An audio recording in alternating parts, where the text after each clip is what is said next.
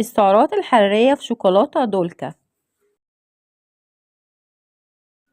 المعلومات الغذائية في شوكولاتة دولكا للمية جرام: السعرات الحرارية 528 سعر حراري، بروتين زيرو، سكريات 61.9 جرام، دهون 27.4 جرام.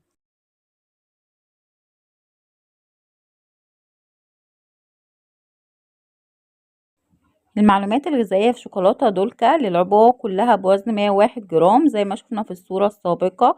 السعرات الحرارية 533 سعر حراري، بروتين زيرو، سكريات 62.5 جرام، دهون 27.7 جرام.